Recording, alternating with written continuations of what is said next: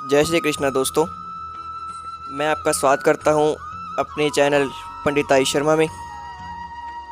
तो इसी के साथ दोस्तों आज हम शुरू करने जा रहे हैं भगवान शुक्र व्रत कथा। तो इससे पहले दोस्तों आप पहले सब्सक्राइब करिए, लाइक करिए, शेयर करिए, कमेंट करिए, बेल आइकन की घंटी भी ज़रूर दबाइए। तो चलिए शुरू करते हैं। माणिकपुर नगर में 3 मित्र रहते थे। उनमें से एक काश्यप था, एक ब्राह्मण और एक वैश्य था। वे तीनों हमेशा साथ रहते थे। तीनों का विवाह हो चुका था। ब्राह्मण और काश्यप के लड़कों का गोना हो चुका था, लेकिन वैश्य पुत्र का नहीं। उसके दोस्त उसे अक्सर कहा करते थे कि तुम अपनी पत्नी को उसके मायके से ले क्यों नहीं आते।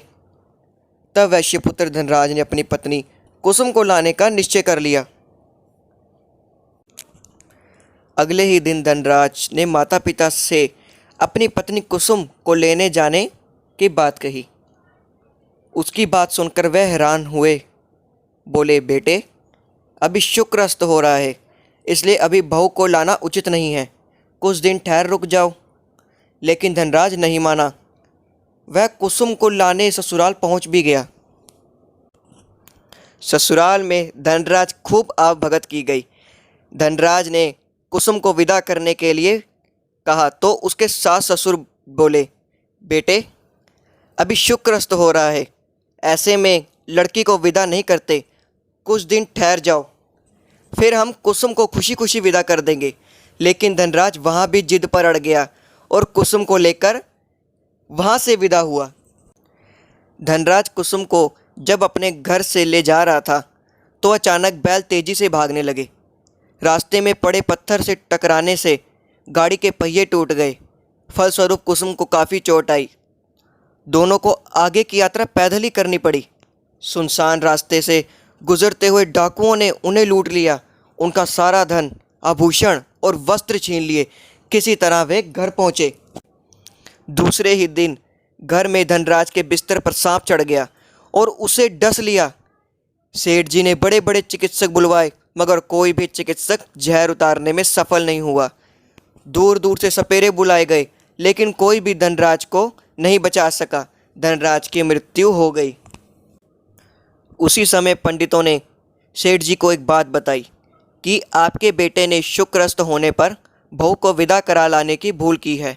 यदि आप शुक्रवार की पूजा अर्चना करें और बहू शुक्रवार का व्रत करे तथा कथा सुनकर प्रसाद ग्रहण करे तो शुक्र देवता की अनुकंपा से धनराज पुनः जीवित हो सकता है। सेठ जी ने पंडितों की बात मानकर अपने मृत बेटे और बहू को वापस उसके ससुराल भेज दिया। कुसुम ने अपने घर पहुंचकर शुक्रवार का व्रत और पूजा पाठ की। उसने अपने पति की गलती के लिए शुक्र देवता से क्षमा मांगी। फलस्वरूप धनराज जीवित हो उठा। धनराज के जीवित हो जाने से घर में खुशियां भर गई। उधर धनराज के माता पिता ने बेटे की जीवित होने का समाचार सुना तो शुक्रवार का व्रत किया और गरीबों को अन्न, वस्त्र और धन का दान दिया।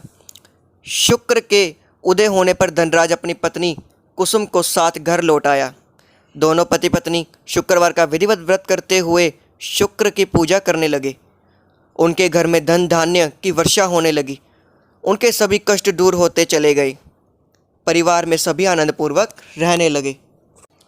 तो इसी के साथ दोस्तों आज की हमारी भगवान शुक्र देवता व्रत कथा संपूर्ण होती है।